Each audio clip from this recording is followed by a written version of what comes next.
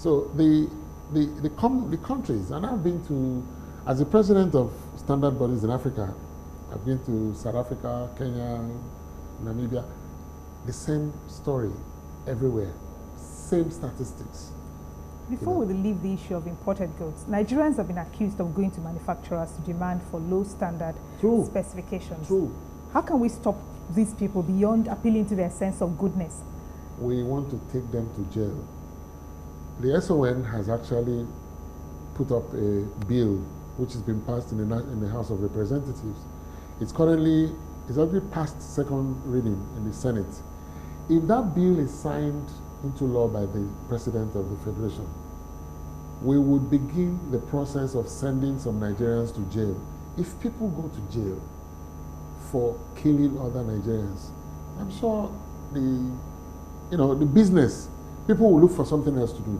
And it will happen in 2015, from all indications. People will have to go to jail. In that bill, we have made a provision for stiffer penalties. We have also made a provision for taking people to jail when they are found to have dealt in substandard products. And what we're doing today also is to create a traceability. So today, for example, we have a product registration regime that requires that every product in the Nigerian market must be registered with a code. And in that process of registration, you will tell us not just the name of the importer and his location, but also the manufacturer wherever in the world.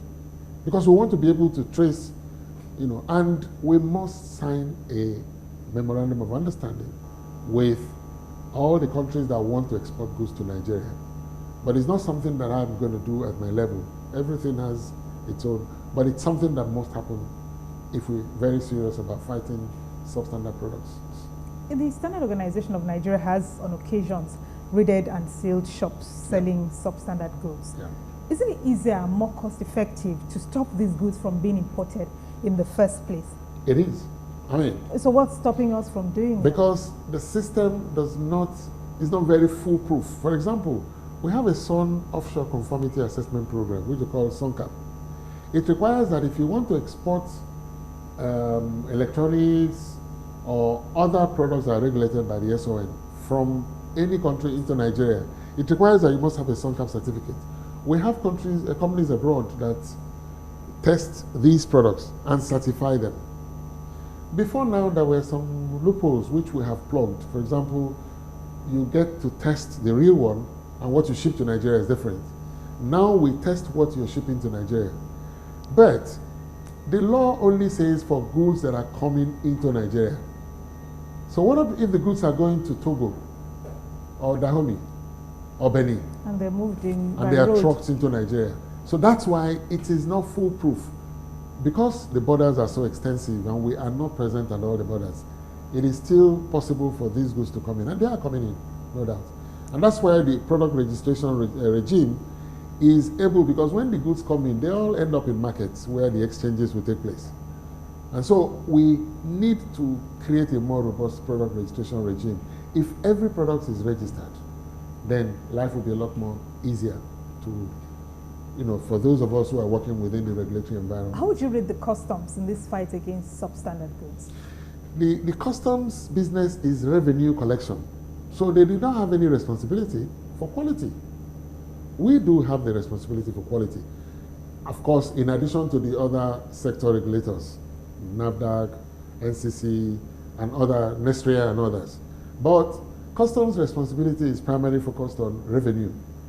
And so we have the responsibility. However, we are all collaborating. Because sometimes when the customs sees something that is substandard, obviously substandard, we usually are alerted. And they're not in a position to determine what. But they are not, yeah. But some are very obvious. You can see a spoon that is shipped from somewhere in Asia, before it gets to Nigeria, is already rusted.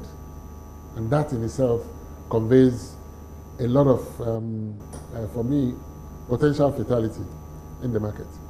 What is the cost of substandard goods to Nigeria in material and other costs? I cannot put a cost to a substandard product, but I can define it in terms of the risk that it conveys. A substandard product is a product that is made to look like it has met the specifications of a standard. What is the cost? Usually, they are meant to deceive the consumer. So usually, they do not deliver the value that is supposed to be the benefit that the consumer gets from it. But even more importantly, imagine that somebody gets an automatic voltage regulator, which is supposed to step up and keep voltage at a particular level. And it does not even do anything. It does not regulate. It is what it gets that it gives out. So it's just a box.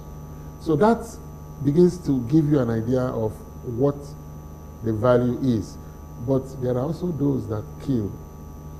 Air conditioners that catch fire at night and kill the occupants of a building. Cables. And I used to tell people that maybe if we had regular power supply, a lot more buildings would have gone up in flames. Because some houses have been built in the past with substandard cables. A cable standard is almost 100% copper, because copper is the best conductor of electricity. But if you have iron mixed with copper, and sometimes you actually have 90% iron and 10% copper, that in itself, in attempting to carry electricity, it actually heats up the iron to the level that it could actually burn a building, and that could lead to death. So maybe that begins to give you an idea of the value of a substandard product. So it varies from 0 to minus some billions or trillions, really. Where do second-hand goods fall in all of this? Wow, that's a very difficult question, because we have a standard for second-hand vehicles or used vehicles in Nigeria. And even though today there is an age restriction, but the value of a substandard vehicle is defined in terms of like level of emission, acceptable level of emission, the type of shocks that it has, all the other hydraulic systems that are in the build, in the car. So there are also standards for used vehicles. And if you have a vehicle that is about 5 years old, properly used, it could actually meet the requirements of the used vehicle standard. I do not have, the standard for used women's tires. shoes. There is used like tires are banned, so nobody should even see used tires in Nigeria for any reason. They don't exist officially because they shouldn't be here. But we've done a lot of campaign on used tires, because tires have expiry dates of 4 years, and people are beginning to show some level. I mean, the last time we checked, about 60% awareness. But are they doing anything about it? Not yet. A lot of people, I recall an incident in Oka. We were doing a show awareness on tires, and we saw a lady already seated in front of a vehicle that was about to take off. And we checked the tires, and we told Madam, Mama, these tires are already expired, or anything could happen. She said, no, my son. We have prayed and we will get there. This is not the kind of attitude that we are seeking, because, like I said, substandard products are all over the world. Why are Nigerians embracing substandard products? Why? Yes, and some people are saying, oh, because we could not afford the real one.